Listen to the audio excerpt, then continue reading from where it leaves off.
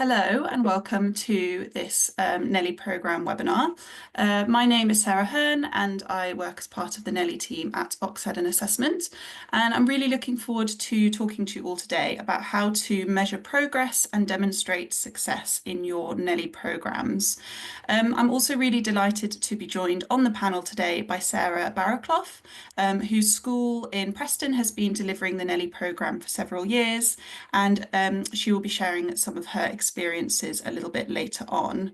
And just to say, as always, we have our support team on hand to answer your questions, so please do make use of the webinar Q&A, and the session is being recorded, so we will be able to share the recording and the slides with you afterwards.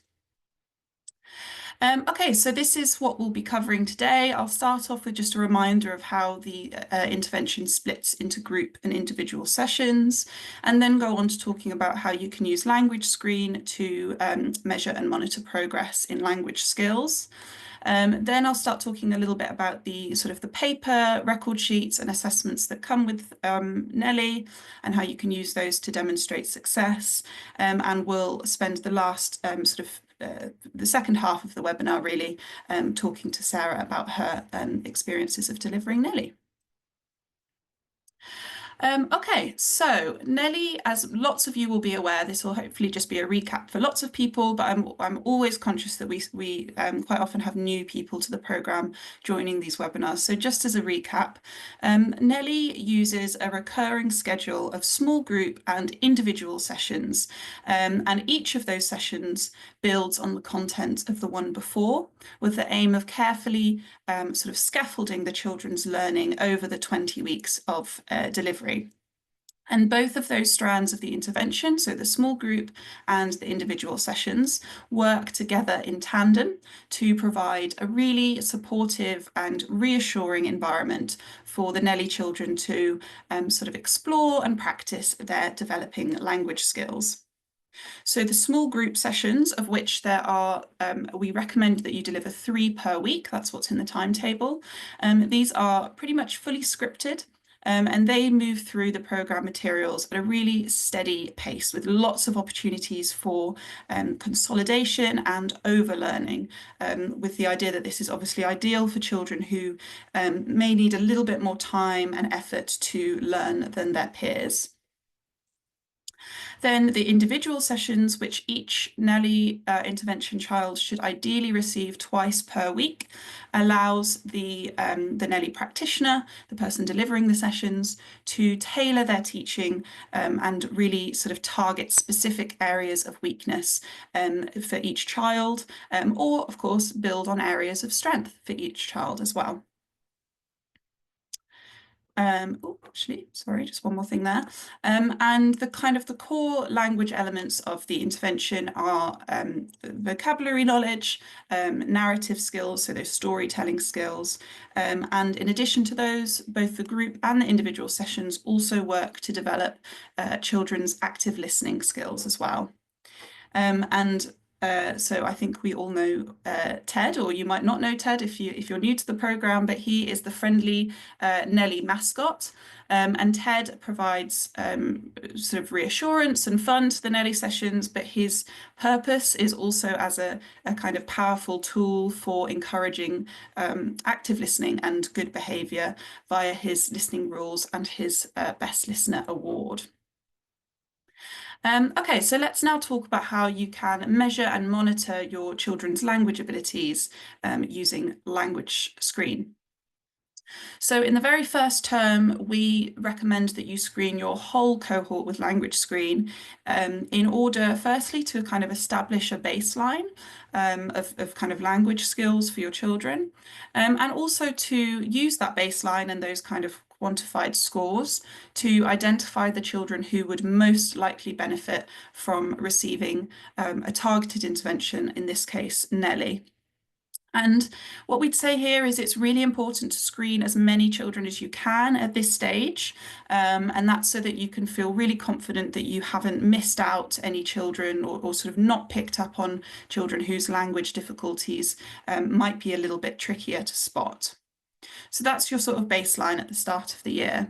Then the second assessment that you'll complete, usually sort of towards the end of the year, will show you how the NELI children's language skills have progressed over those 20 weeks of delivery in comparison to their non-NELI peers. But it also, so that's kind of measuring the impact of the intervention work that you've done. But it will also provide you with helpful information about really all of the children's language abilities that you can then pass up to the following year's teaching teams. And one thing just to add here is that assessing your whole cohort, or as many children as you can, after the programme delivery, gives you a much sort of richer comparison between the progress of your NELI and your non-NELI children. And so just to illustrate that, there's a school here on the slide that I've used as an example. And as you can see, on the pre-intervention side, there's a really sort of substantial gap between the average LanguageScreen scores of the non-NELI children, so the children who didn't receive the intervention in dark green, and the children who were allocated to the intervention in light green. And if you've used LanguageScreen before, you'll know that the scores are standardized according to age. So if children are performing at a level which is expected for their age, then their score should be at around 100 or higher, which most of the scores for the non-NELI children are around that point. But then after the intervention, that gap between the average scores for the two groups has really lessened considerably, and the NELI children's scores average much more around that 100 mark as they've caught up with their peers. Which is obviously exactly what we want to see after the intervention is complete. So that is the sort of insight that you can gain if you reassess all of your children. But of course, we know that you're kind of working within the constraints of time and resources, so you might need to take a different tact. You might not be able to reassess all of your children. If you can only reassess some children, we would always recommend that you reassess those who received NELI, plus the 5 to 10 children who ranked just above them in your start of year LanguageScreen report. That will really give you the best sort of two comparison groups. So in terms of the reporting that you get, the results summary is a table of all of the children that you've assessed, ranked from lowest to highest standard and percentile score, so that you can see the children who would most benefit from targeted intervention first. They'll be the ones that are right at the top. Then there are corresponding traffic light symbols that make it even easier for you to spot those children. And I always say when I show this slide, the example here is very neat and tidy because there are 3 reds and 3 ambers and the rest are green. But obviously lots of you will have a class or a year group profile which looks very different to this, and that's obviously absolutely fine. If you are assessing in a class in which you'll be delivering NELI, we do encourage you to record which children you decide to deliver to.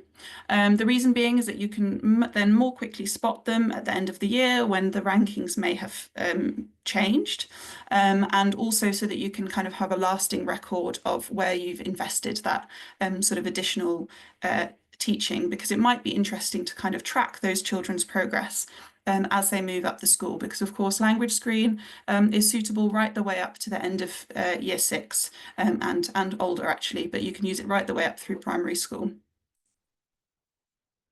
And if a child has been assessed more than once within a time period, or within the time period that you specify for the report, then you will see those assessments right next to each other with the most recent assessment at the top. So that allows you to kind of quickly see any progress made by each child. And an increase in a child's LanguageScreen score, just to explain this a little bit more, if you're not super familiar with standardized scores. So an increase in a LanguageScreen score shows that their language skills have improved relative to other children of the same age. So that means a real terms improvement above and beyond what you would expect them to make just by getting older over the course of the year. In contrast, a decrease in a child's LanguageScreen score shows that their language skills are actually failing to keep up. They're failing to develop at the expected rate for their age. And if a score doesn't change, it means that their language skills have improved, but they've improved at exactly the sort of rate that we would expect for them having got older in that time period. So just as a kind of rough guide, a change in standard score of 5 points or more indicates that there's likely been a meaningful change in their language skills. So that's just a good kind of rule of thumb to use when you're looking at those scores. Okay, so aside from LanguageScreen, there are a range of record sheets and paper assessments at the back of the teaching handbooks. So we'll have a look at those now, starting with the group and the individual session record sheets. So the purpose of the record sheets is to essentially plan your sessions and to record notes about the content that you covered in your sessions and any reflections that you may have on your children's abilities and the skills that you've kind of seen them developing when you've been working with them. So these forms are completely for you and for you to use as sort of is most useful for you. And there is a link between the two forms in that when you plan the vocabulary section of your individual session, you will ideally be using your notes from the most recent group sessions to basically decide which vocabulary you want to focus on and whether you feel that you need to kind of really work on securing those special words, or you can feel comfortable that you can start extending them out by looking at them in new contexts and in new tenses and so on. So that will kind of be based on your notes from your recent group sessions with each of those children. So then, as I said, as well as the record forms, there are several paper assessments that are included as part of the programme. So the purpose of these assessments is to monitor progress, but they also enable you to see and also to demonstrate to others the ongoing sort of impact of the programme of what you're delivering. So the assessments that are included are the assessment of narrative speech and grammar, the attitude and behaviour record sheet, and the taught letter sounds progress assessment. So I'll just spend a couple of minutes looking at each of those in turn. So the taught letter sounds assessment allows you to track the children's knowledge of letter sounds, kind of as it says on the tin. And this is because letter sounds and phonological awareness activities are introduced into the intervention from week 11. And so this assessment is just a quick check of the children's understanding. And we would recommend that you do it at the end of week 10. So basically that would be your baseline. And then again at the end of the programme. You can do it more often if you would like to, but if you do it at least at those 2 points, then you would have a nice kind of comparison there. Then the attitude and behaviour assessment looks at the children's behavioural adjustment, both within the sessions, but also more broadly. And this record sheet can kind of help you to quantify those slightly less tangible impacts of the programme, things like improved confidence and good listening, which are the kinds of things that we consistently hear back from educators in our trials and evaluations, and also are very often seen very early in the programme, even within the first few sessions, as demonstrated by some of the quotes that I've selected here, which I took from our training courses. And I know Sarah's going to be talking a little bit about some of the benefits that she's seen of NELI later on. And then the last one is the assessment of narrative speech and grammar, which is the form which will kind of inform the work that you do with the children in the narrative section of their individual session. So you complete the assessment with them at the start of the programme, and you set 3 targets to work on with them in their individual sessions. And just a little bit more about how you kind of complete this assessment. The idea is that you show the child a story prompt from the resources, such as those that I've included on the slide, and you ask them to tell a story using that prompt. You write down that story, the story that they tell, and then you fill out the assessment based on the features of their story and the sentence structures that they use. And you set targets which represent sort of incremental next steps that are appropriate for that child's stage of language development. And we do provide a bit of support for this. So on the hub, you'll find there are a range of targets that you can choose from to develop things like the story content, the story structure, the sequencing, and grammar. So just as an example, in this record form on the slide, the practitioner has decided to target use of past tense, use of pronouns, and identifying a character in the story. So then the kind of monitoring aspect comes in when you repeat the assessment, and you can do this at regular intervals, or really whenever you think the child has met their targets, you can reassess them and set new ones. But the key thing really is to just always use the same story prompt, because that will allow you to kind of track how that child's narrative skills are developing over time. And just to demonstrate this, sort of a couple of ideas of how you can demonstrate progress, if you want to, is by recording the children's stories and the targets that you've set them over time. Sort of in one place, and then yeah, it's pretty amazing when you then look back sort of at how their stories and abilities have developed, and it's potentially even something that you could send home if you wanted to. Narrative assessments in particular can also provide really helpful context to the data that you'll gather with LanguageScreen. And we have heard from some practitioners that they like to share the stories that children tell as part of these assessments to kind of help wider staff and senior leaders to better understand the range of language abilities that they're dealing with in the classroom, and also to illustrate what these language skills kind of look like in real-world activities. So just here's an example of some narrative data collected from some reception children assessed with LanguageScreen this year in a school in Oxford. Each child was telling the same story, which was the gingerbread man, and the practitioner wrote down their story verbatim, and they've added it into this table alongside the child's LanguageScreen score.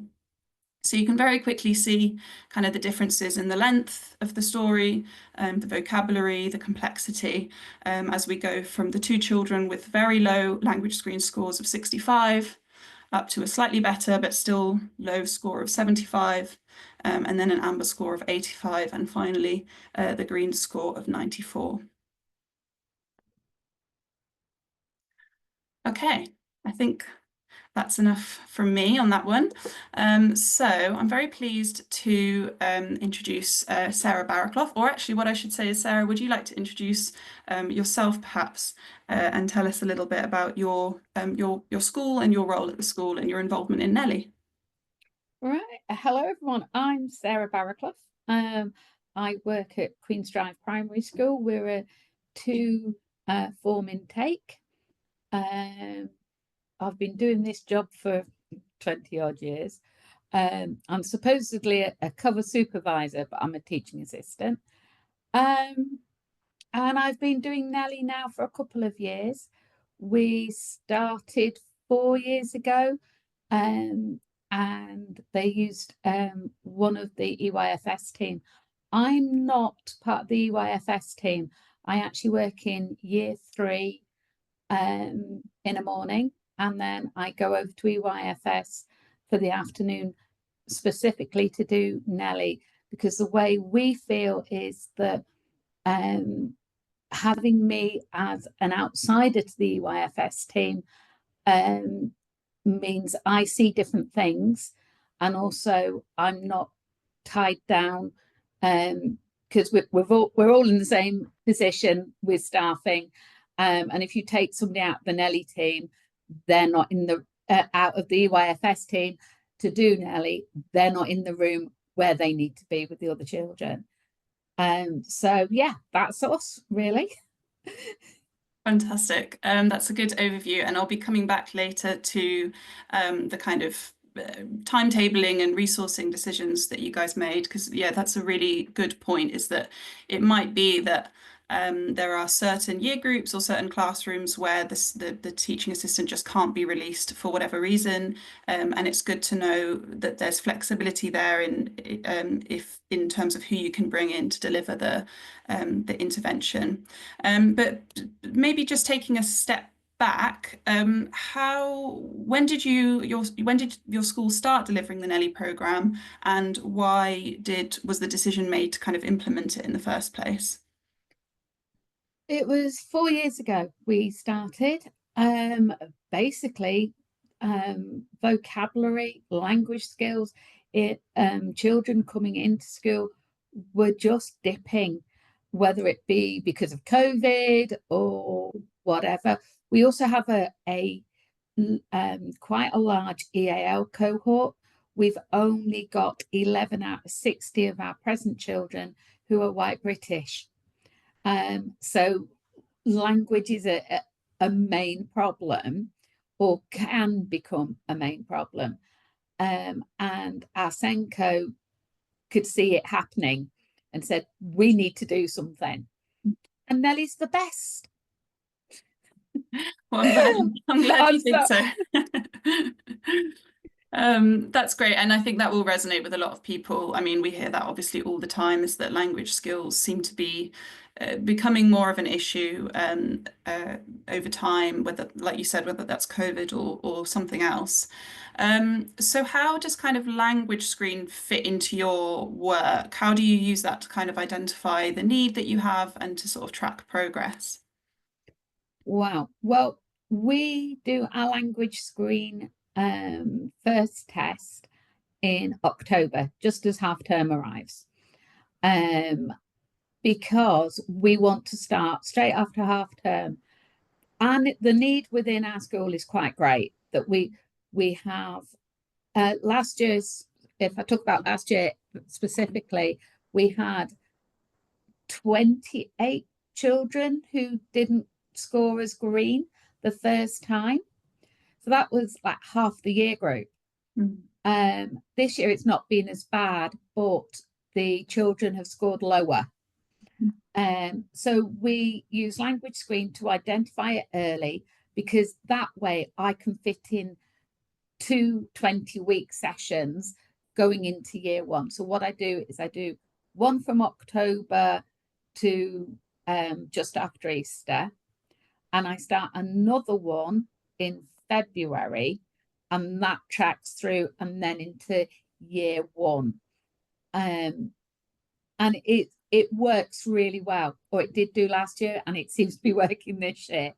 The LanguageScreen, we've also decided, as you were saying earlier in the presentation, that we're going to track our NELI children that did it last year, who are now in year one. I've reassessed them in February. I will reassess them next February, and we're going to track them up all the way up to year 6. So we can see that because we've put in that foundation with NELI, that we're going to see that they're being able to build on it. And it was really interesting looking at the results this year, the year ones, and how well they did, that they're all keeping up with their standardized scores with their peers. So it is nice to see it, rather than taking your word for it, we're actually seeing it, the data showing it for us. So that's how we use LanguageScreen. I test LanguageScreen at the beginning in October. I do it again in February when we've got to week 10, and we reassess then, because again, we're looking, if the child has really significantly gone green, we don't carry on the NELI program, purely because I can fit more children in who need to be done, the young ones, because the way we use LanguageScreen, we get it all done, and then we take the oldest children first, because hopefully the younger ones maybe just need some time. And that's the way we do that. I assess it, and then I have a huge meeting with our Senko, our deputy head, the EYFS team, and we go, okay, what can they do to help within class, and who really needs extra help within NELI. That's great, and it's I think it's a fantastic approach. And what you said about the kind of younger children maybe needing a little bit more time, I think sometimes schools will wait and they will only, start the program and start the assessments later in term one because they're worried about that exact thing, is that the children are too young or they need a bit more time to settle. But what you're doing is you're screening everybody, but then taking the older children forward as soon as possible, and then you're bringing the younger children in later and kind of delivering in that rolling way right through, and then you're finishing the kind of your second run of NELI in when the children are in year one. Is that right? Yeah. Yeah, because obviously my timetable is timetabled for NELI every afternoon, Okay. but from September to October, that I will just go in and I will be about in the EYFS classrooms, because obviously the children don't know me, and then I'm going to pull them out and do this strange test on the iPad. That's ridiculous. So I go in and I'm in 2-3 times a week, but also it gives me time just to finish. The ones who've gone up to year one, I can finish. And you've also now done a bridging lesson. Yeah. So we used that this year and did it, and we did the bridging lesson to remind them how NELI works and to carry on. And I don't use TED. I use an actual bear, because I found that it's far more tactile for the children, and they use it as a comfort thing sometimes when they're really nervy and things. And I take the bears on holiday. So the bears go on holiday, I take loads of photos, and here we go. So we come back from school, you've all been on your holidays, here's what the bears have done. And that gets them talking again. That's really lovely. And I think I've got a question for you later about how your sort of delivery has evolved over time, because you've been delivering it for 4 years now, so you're kind of a bit of a NELI expert. And I think once you kind of get to that position where you're comfortable and you can kind of you start seeing what works best for your children, how you can adapt and improve the program, supplement it with your own materials and so on. So that's a fantastic kind of position to be in. But then thinking about the sort of how do you deliver your sessions in terms of your timetable, number of sessions a week, when in the day you deliver them, how does that kind of work for you? Well, last year I had the privilege of, I had 2 full days and 3 half days, which meant I could do individual sessions all day Tuesday, all day Thursday, and do the group sessions Monday, Wednesday, Friday. And that was wonderful. But because timetable issues and cuts and all the rest of it, I can only work for the afternoons, give NELI my time to NELI and for the afternoons. So we started off with 2 groups this year, and I was having to double up the individual sessions, which was fine for the more able children, but for the less able, they really struggled with that. And so we went back to doing individual sessions for them. And so not everybody got an individual session every time. It was the only way we could do it. Since we've reassessed everybody, I'm still running 2 groups. I'm running a week 1 to 10 group and a 10 to 20 group. And I've only got 10 children, so I should be able to do individual sessions for the 1 to 10 group, and the 10 to 20 weeks 10 to 20 group, they'll be doubled up. But it will, I'm happier with that, but we'll have to wait and see how it goes. But that's basically, you've got to ring fence the time for NELI. You've got to commit to it and say, this is the time we're doing it. Nothing gets in the way. And we're so far, touch wood, we've done really well. And it is very rare that I'll get pulled out and say, sorry, can you go be somewhere else? I am on Friday, but that's another story. You've just got to ring fence it to do it. So our session, NELI is the afternoon, and everybody, the whole school knows I teach NELI in the afternoon. And it's just don't ask, because Sarah will say no. I like that, and I think that's so true. That the ring fence time is so important.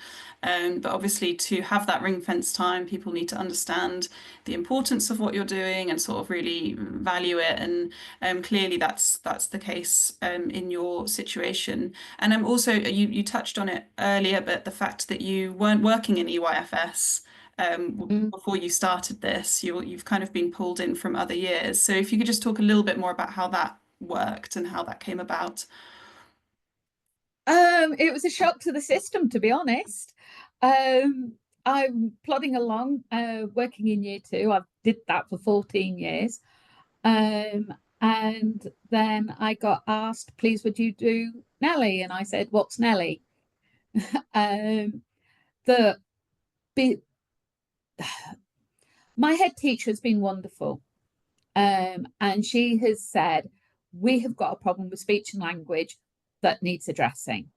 So instead of me doing PPA cover, doing SALT intervention, phonics intervention, instead I do NELI. It means other people have had to pick up the slack. And I feel a bit bad about that, because I've got the nice one. I love doing NELI. But somebody else has to do my job. And that's the thing with the DFS. They pay for all the resources and LanguageScreen, but they don't pay for my time. But my school has said we need to invest, because if we invest now, we're not going to have to invest in years 3, 4, 5, and 6, or not as much. Because we've put those foundations in that the children are working with. And I think it's the way our school, or my school, sees it, is it's an investment for the future, and it means that you're not having to firefight later on. It's prevention rather than cure. Yeah, that's exactly it. And yeah, what a fantastic sort of decision and investment that was made there. And so obviously you've been delivering NELI for four or so years, and you kind of touched on it again a bit earlier, but how would you say that your delivery has kind of evolved over those years? Because I imagine, well, on a lot of our webinars, we get people who are kind of brand new to the program, perhaps find it a little bit intimidating. There's a lot to take in, and so yeah, what would you kind of advise them, and sort of how have you kind of evolved over the years? Take a breath. Take a breath. There is a lot, a huge amount to come to terms with, but actually it's not. If you take it, eat your elephant one bite at a time. It's evolved because, as I said, we have a huge EAL cohort. And within their culture, they don't celebrate birthdays the same way as white British people tend to. So I've done extra things when we do the unit that in weeks 1 to 10, I don't know where it is, but where we talk about birthday parties. Well, we talk about the party we have at school. So we'll talk about when they went to the Christmas party, what did they do happen then? And things like that, because they don't have the life experience that is expected. So if they haven't got that, they've got nothing to hook it onto.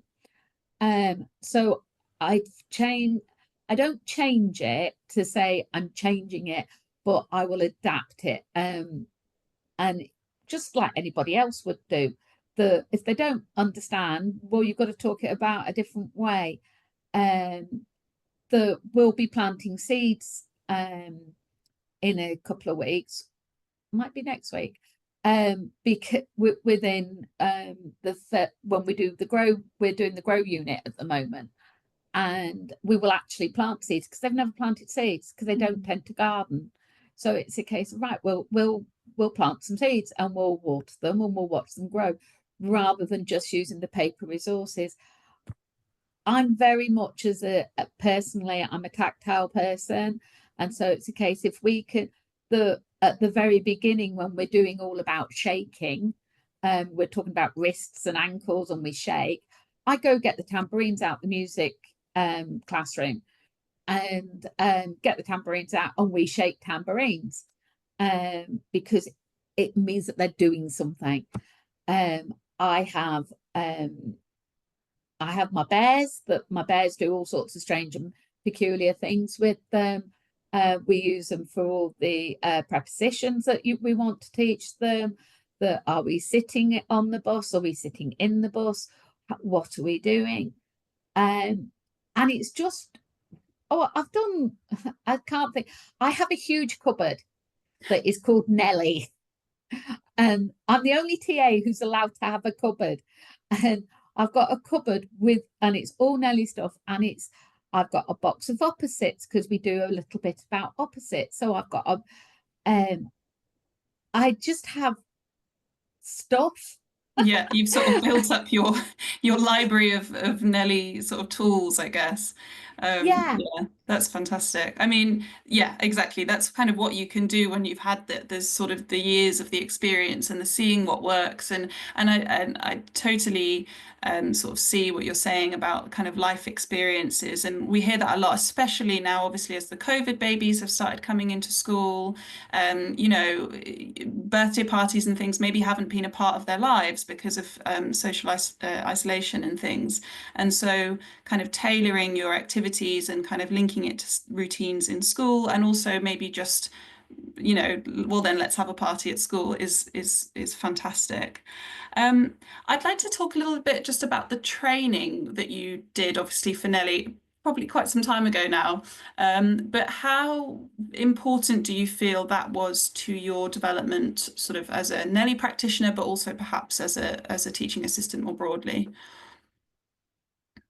The course one, I think everybody in education should watch. I think it taught me so much. You know, I've been doing this job for donkey's years, and I couldn't believe how much I didn't know, or I knew but I didn't know properly, for want of a better way of putting it. I think everybody should. I was I can't remember what it was called. I wrote it down. Oh, I was on a SALT course last week, supporting children with speech sound difficulties. And because I'd done the course one, the things that she was saying about how children hear, have a word store, and then need to articulate it, I was going, oh, that's NELI. That's what NELI's all about. And it really made me see language and language difficulties in a different way. As I say, I think everybody who in education should do course one. Course two, obviously, for the 11 to 20. Well, I'm the phonics guru at our school, so teaching phonics, I can do that in my sleep. But it's always good to refresh. It's always good to hear. So that was really good. I'm glad to say all my teachers in EYFS have done course one. So they do have an understanding of NELI, and my deputy head has done it as well, I believe. So he knows what he's talking about. It's made a huge difference. I was on an autism course last night, and I'm thinking, yeah, but that's what we do in NELI. That's what we do in NELI. That's what we do in NELI. And you just think that you can see how it impacts.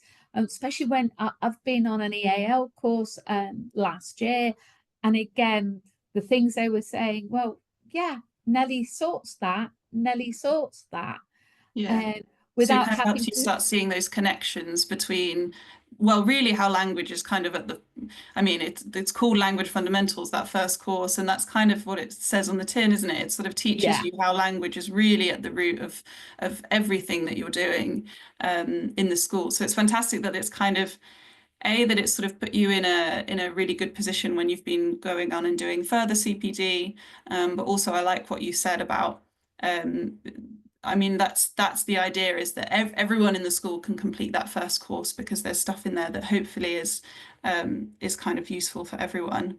I'm conscious of time. We've probably got another couple of minutes before we need to wrap up. So just to kind of finish off, I suppose, and especially in keeping with today's theme of measuring and demonstrating success in NELI, I wonder if you could just talk a little bit about some of the impact that you've seen on the programme, both in terms of language, but also perhaps more broadly in other areas as well. Well, the biggest impact was in September when I went to the year one teachers to see how my NELI children had settled in. And they didn't realise that some of them had gone through NELI because they just didn't see a problem.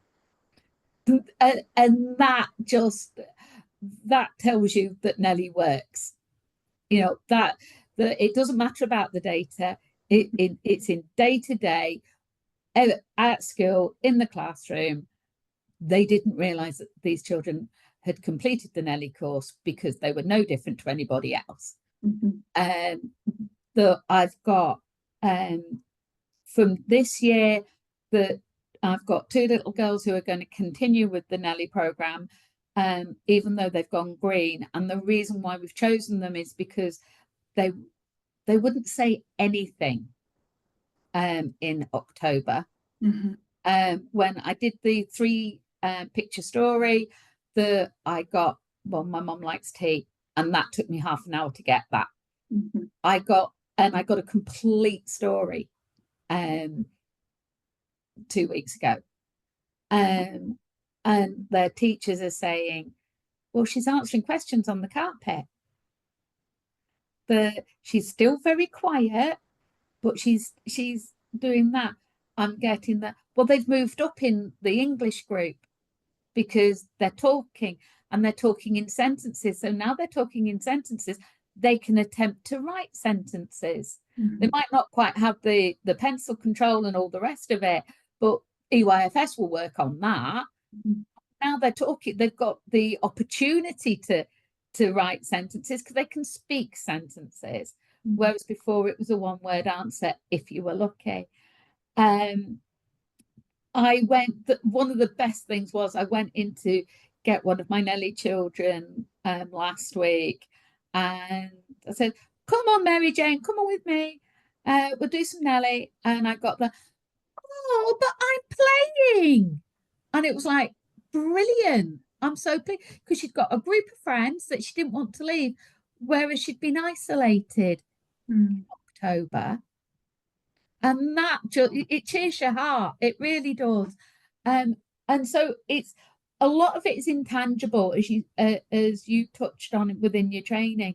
It's that confidence. It's that pride of being able to say, I can do this. As well as the pure statistics, that I've had one little boy who was in the low, it was either the 8th or 9th centile, and now he's on the 50. Oh. And and that's NELI. That is why I love NELI, because it's not just data driven, it's also in the classroom, day to day, that teachers come and tell me, so and so said a 6-word sentence when they'd only been doing 2-word phrases. And it's wonderful. Yeah, that's so lovely, and it's so important, isn't it? It's not to forget the kind of the the social benefits. That was the bit that I really picked up on what you said there, is that it meant she could kind of play, and that, you know, obviously impacts enjoyment of school and therefore engagement with school, and that has downstream benefits as well.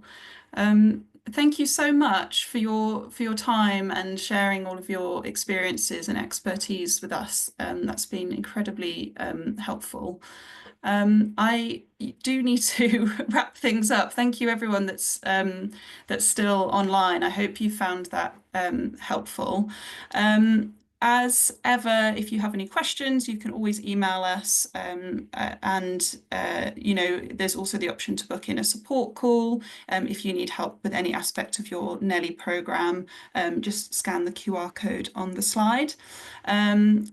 Keep an eye out for future webinars, and as always, you can get in touch with anything that you would like me to cover in future sessions, or indeed if you would like to be my next Sarah and come and showcase your incredible work, and talk about what you're doing in school. So thank you very much, Sarah. Really appreciate your time, and thank you everyone for joining. No problem.